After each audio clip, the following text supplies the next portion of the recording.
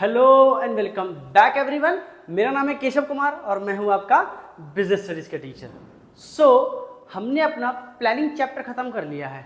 अब मैनेजमेंट के 5 फंक्शंस थे, हमने अच्छे से पढ़ा था। Planning, organising, staffing, directing and controlling. तो प्लानिंग तो हमारा हो गया। बेसिकली मैनेजमेंट ने सोच लिया कि मुझे क्या करना है, कब करना है और कैसे करना है। अब moving towards the next function, हमारा अगला फंक्शन जो है मैनेजमेंट का वो है ऑर्गेनाइजिंग। चैप्टर 5 बिजनेस स्टडीज में हम पढ़ते हैं ऑर्गेनाइजिंग। अब देखो क्या है, थोड़ा समझना अच्छे से कि मैनेजमेंट जो है उसने प्लान बना लिया। मैनेजमेंट जो है उसने प्लान बना लिया कि मुझे ये काम करना है, मुझे 1 साल में इतना टर्नओवर करना है, 1 लाख करोड़, 2 लाख करोड़, जो भी है टर्नओवर उनका। अब वो ये देखेंगे कि बेसिकली ये जो मैंने प्लान बनाया है, ये जो मैंने सोचा है, बेसिकली अब मैं इसको अचीव कैसे करूं। भाई सोचने में और करने में फर्क होता है, तो इसी पे फोकस करते हैं। हमारा जो ये चैप्टर है ये बताएगा कि बेसिकली मैनेजमेंट जो भी प्लान करता है उसको अचीव कैसे करता है। वो प्रॉपर प्रोसेस है ऑर्गेनाइजिंग का, चीज़ों को ऑर्गेनाइज करना। जैसे कि मान लेते हैं फॉर एग्जाम्पल कि मुझे बोर्ड्स एग्जाम में 90% मार्क्स लेके आने हैं, तो सिर्फ सोचने से नहीं होगा ना कि मैंने सोच लिया भैया मैं 90% तो लेके आऊँगा ही आऊँगा, चाहे कुछ भी हो जाए। तो सोचने से काम हो जाएगा नहीं ना। तो हम क्या करेंगे, अरेंज करेंगे चीज़ों को, अपने एक्टिविटीज़ को अरेंज करेंगे, अपनी एक्टिविटीज़ को अरेंज करेंगे, काम को डिवाइड करेंगे अलग अलग। भैया सोशल पढ़ना है, मैथ पढ़ना है, बिजनेस स्टडीज़ पढ़नी है, अकाउंट्स पढ़ना है, जो भी है इन सब्जेक्टों को प्रॉपर डिवाइड करोगे आप, डिवीजन ऑफ वर्क करोगे, है ना। और फिर आप देखोगे कि जिस सब्जेक्ट का जितना वेटेज है उतना उस पर टाइम दोगे, प्रॉपर बुक्स लेके आओगे, क्लासेस करोगे, प्रॉपर स्कूल जाओगे, असाइनमेंट्स बनाओगे, है ना। तो ये सारी चीज़ें करने के बाद, मतलब ये सारी चीज़ें क्या हैं, ये सारी चीज़ें एक्टिविटीज़ तो हैं जो आप अपने ऑर्गेनाइजेशन गोल को अचीव करने के लिए कर रहे हो, या आपका पर्सनल गोल अचीव करने के लिए आप ये सारी एक्टिविटीज़ कर रहे हो। स्टार्ट करते हैं अपना चैप्टर जो है ऑर्गेनाइजिंग। चलिए समझते हैं ऑर्गेनाइजिंग का मीनिंग क्या होता है। अब देखो, ऑर्गेनाइज करना, जैसे कहते हैं ना कि आईपीएल, तो आईपीएल क्या है, जैसे हम मान लेते हैं इंडियन प्रीमियर लीग आईपीएल है। तो आईपीएल जो एक मैच होते हैं, जितने भी मैचेस होते हैं आईपीएल के, तो ये जो कंपनीज होती हैं, जितने इसके स्पॉन्सर्स होते हैं, ये सब लोग मिलकर उसे क्या करते हैं, ऑर्गेनाइज करते हैं। अब सोचो कितने सारे मैचेस हैं। ऐसा तो नहीं है ना कि और आईपीएल के या वर्ल्ड कप के मैच एक दिन में ही सारे खत्म हो जाते हैं। अभी हमारे यहाँ वर्ल्ड कप चल रहा है मान लेते हैं इंडिया में, तो देखो सब कुछ क्या है, ऑर्डरली प्लेस्ड है, सब कुछ ऑर्डरली प्लेस्ड है। पहले से ही प्लान्स बने हुए हैं, पहले से ही प्लान्स हमारे बने हुए हैं कि हमारा इस दिन इंडिया पाकिस्तान होना है, इस दिन अफ्रीका बांग्लादेश होना है, इस दिन नीदरलैंड आयरलैंड का होना है। तो क्या पहले से ही सारे ग्रुप्स बने हुए हैं, तो वो तो हमारा प्लान हो गया। अब उन ग्रुप्स के मैचेस के हिसाब से स्टेडियम्स अलॉट करना, स्टेडियम में सारे कामों को अच्छे से देखना, वहाँ पे सिक्योरिटी को देखना, वहाँ पे प्लेयर्स कैसे आएंगे उसका अरेंजमेंट करना, है ना, उनका खाना कैसा होगा वो देखना, लोग जो आने वाले हैं मैच देखने के लिए उनको इनकन्वीनियंस ना हो रास्ते में, उस सिटी का प्रॉपर ट्रैफिक देखना, हर चीज़ जो होता है वो जो अरेंजमेंट करना होगा, फिजिकल, फाइनेंशियल एंड ह्यूमन, इन तीनों रिसोर्सेज को प्रॉपर अरेंज करना है in a well systematic manner, so that this will help us to achieve our organizational goal। तो यही होता है organising. Organising can be define as, organising बताता है आइडेंटिफाई करना, पहले क्या है आइडेंटिफाई करना, चीजों को ढूंढना, एंड ग्रुपिंग द, आइडेंटिफाई किया मैंने कि भैया कौन कौन से काम हैं, पहले तो ये देखना होता है ना कौन कौन से काम हैं, जैसे कि कौन कौन से मैचेस हैं हमारे। Then grouping the activities in the organisation, organisation की एक्टिविटीज को ग्रुप में बनाना, ये जैसे मैचेस को देखना कि कौन कौन से मैच लखनऊ में होने वाले हैं, तो उसको लखनऊ के पास डाल दिया, लखनऊ के प्रशासन के पास डाल दिया आपने, लखनऊ की जो भी मैनेजमेंट है वहाँ का डाल दिया, जो पुणे में होना उसको पुणे में डाल दिया, जो हिमाचल में होना उसको हिमाचल में डाल दिया। तो ये क्या है, आपने पहले आइडेंटिफाई किया कि हाउ नंबर ऑफ मैचेस कितने हैं, इसके बाद कौन कौन से मैचेस कौन कौन से सिटीज में होने वाले हैं, फिर उसको ग्रुप कर लिया आपने। देन ब्रिंगिंग टुगेदर, सबको एक साथ लेके आते हैं, किसको, मैनेजमेंट को, जैसे कि ह्यूमन रिसोर्स, फिजिकल रिसोर्स और फाइनेंशियल रिसोर्स। देखो फिजिकल रिसोर्सेज, फाइनेंशियल रिसोर्सेज और human resources, bringing together all 3 resources to establish the most productive relation. इन सब के बीच क्या करना है, एक रिलेशन बनाना है। क्या बनाना है, relation. Relation means for what, सबको प्रॉपरली अरेंज करना है ना। अब मान लो कि मैंने मुंबई के सारे मैचेस अरेंज कर दिए अच्छे से, पर मैं मुंबई में क्या कर पाया, सिटी के ट्रैफिक को सही से अरेंज नहीं कर पाया, तो क्या मैचेस होंगे? होंगे ज़रूर, लेकिन कहीं ना कहीं मुझे प्रॉब्लम्स आएंगी। तो इन सारे रिसोर्सेज को अच्छे से अरेंज करना होता है in a well systematic manner, in a well productive manner, so that we can achieve our organisation goal very easily. समझ में आया मेरी? चलिए नेक्स्ट थोड़ा सा और मीनिंग बताता हूं मैं आपको। Generally organisation refers to arranging everything orderly. Arranging everything orderly, जैसे कि मान लेते हो फॉर एग्जाम्पल मेरे घर में, आपके घर में, सभी के घर में क्या होता है, बुक का शेल्फ होता है ना। अब आप एक बार बताओ, बुक के शेल्फ में क्या करते हो? बुक एक जगह पे है, कॉपी एक जगह पे है, स्टेशनरी एक जगह पे है, एक जगह खाली रखी है, वहाँ आप बैग रखते हो अपना, है ना। तो क्या देखो हर चीज़ का प्रॉपर एक ऑर्डरली प्लेसमेंट है। जैसे अलमीरा होती है, एक अलमीरा होती है, मान लेते हैं कि अलमीरा है, इस तरह से बनी हुई अलमीरा है, इसमें देखो 3-4 रैक्स हैं, है ना। ये 3-4 रैक हैं, तो क्या देखो इसमें कपड़े होंगे, इसमें कोट होंगे, इसमें गर्मी कपड़े होंगे, इसमें स्वेटर वगैरह होंगे। तो क्या देखो आपने चीज़ों को अच्छे से रखा है, उसके अपने अपने अलग अलग जगह पे। गर्मी कपड़े गर्मी की जगह पे, ठंडी वाले कपड़े ठंडे वाले अलमीरा में, ठंडी जहाँ ठंडी के सारे कपड़े रखे हुए हैं। तो वो हुआ orderly placement of all the things. चलिए आगे बढ़ते हैं। अब देखो क्या कह रहा है, organising establish the effective relationship among selected work. कह रहा है ऑर्गेनाइजेशन एस्टैब्लिश करता है and effective relationship, proper relationship. Relationship किसके बिटवीन? आप ये मुझे बताओ, ये जो रिलेशनशिप बना रहा है, ये जो रिलेशनशिप बना रहा है वो किसके बीच बनाएगा? अभी अभी मैंने बताया था आपको 3 लोग थे। अभी अभी मैंने बताया आपको ह्यूमन, फाइनेंशियल और फिजिकल रिसोर्सेज। इन तीनों के बीच प्रॉपर क्या बनाना? रिलेशनशिप बनाना।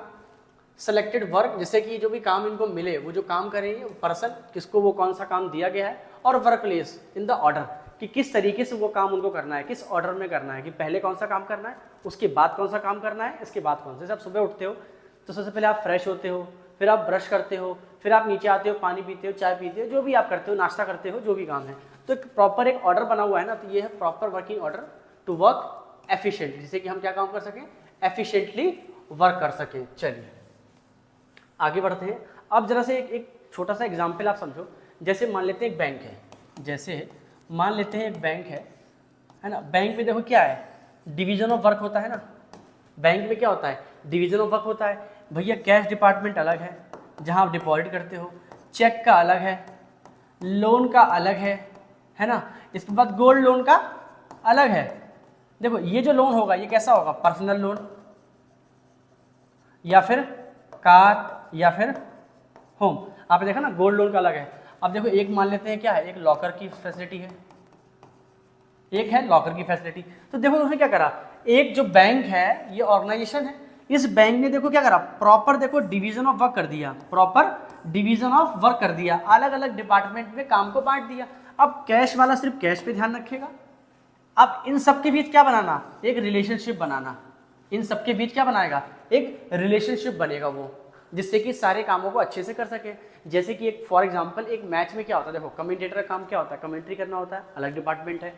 जो अंपायर होते हैं उसका काम अलग होता है, जो थर्ड अंपायर होते हैं उसका काम अलग होता है। एक होता है मैच रेफरी, उसका काम अलग होता है। प्लेयर्स का काम अलग है, बॉलर का काम अलग है।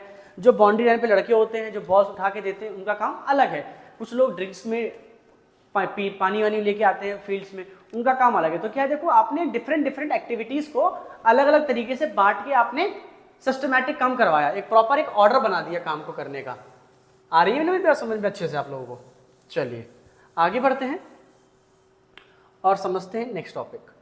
तो ऑर्गेनाइजिंग तो आपको अच्छे से समझ में आ गया हो कि ऑर्गेनाइजिंग होता क्या है, ऑर्गेनाइजिंग में क्या होता है। एक बार फिर से मैं आपको डेफिनेशन बताता हूँ।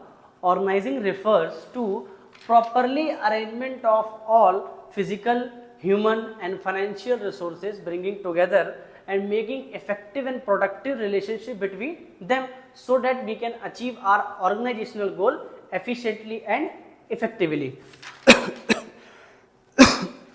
चलिए अब हम ध्यान देते हैं, देखो नेक्स्ट, जैसे देखो हमने प्लानिंग में क्या पढ़ा था, प्लानिंग प्रोसेस पढ़ा था। ऐसे ऑर्गेनाइजिंग का भी अपना एक प्रॉपर क्या है, प्रोसेस है कि हम ऑर्गेनाइजिंग करते हैं तो कैसे करते हैं, तो उस पर हम ध्यान देंगे। देखो अभी मैंने आपको बताया था, देखो ऑर्गेनाइजिंग करने में क्या था, सबसे पहला प्रोसेस था डिवीजन ऑफ वर्क। सबसे पहला ही प्रोसेस है डिवीजन ऑफ वर्क। अब डिवीजन ऑफ वर्क देखो कैसे, जैसे कि मैंने अभी बताया था आपको, जैसे कि फॉर एग्जांपल कर लेते हैं स्कूल का, एक स्कूल में मान लेते हैं क्या हो रहा है, एनुअल फंक्शन, स्कूल में एनुअल फंक्शन हो रहा है। अब आप सबको याद होगा मैम लोग क्या करती हैं, उसमें क्या होता है, एक कोऑर्डिनेटर होता है।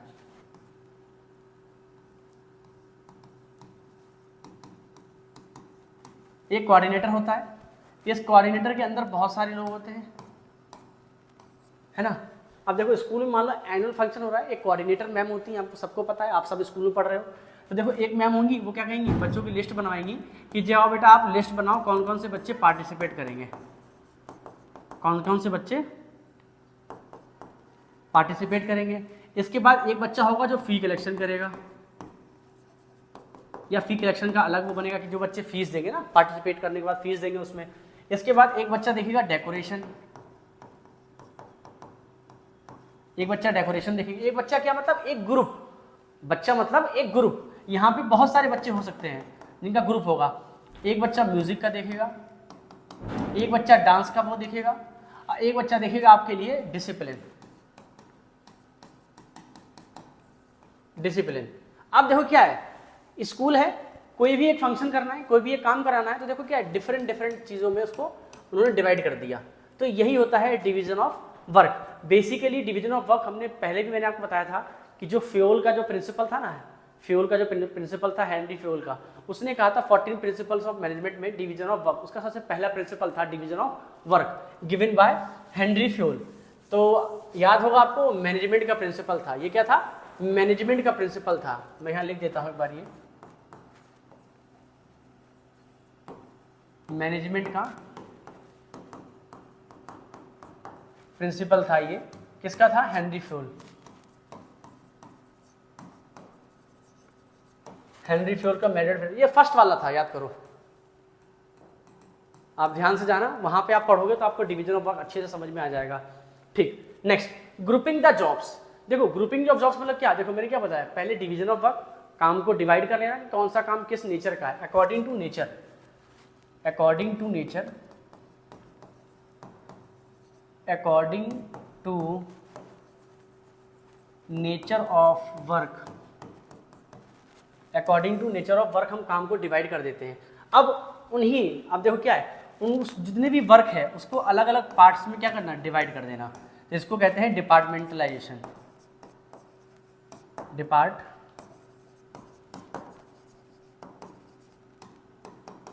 डिपार्टमेंटलाइजेशन, अलग अलग डिपार्टमेंट को बना देना। जैसे मैंने अभी आपको बैंक का बताया था ना, अलग अलग बैंक में डिपार्टमेंट थे अलग अलग, वो अलग अलग काम देख रहे थे, तो वो होता है departmentalisation. Third, assignment of duty.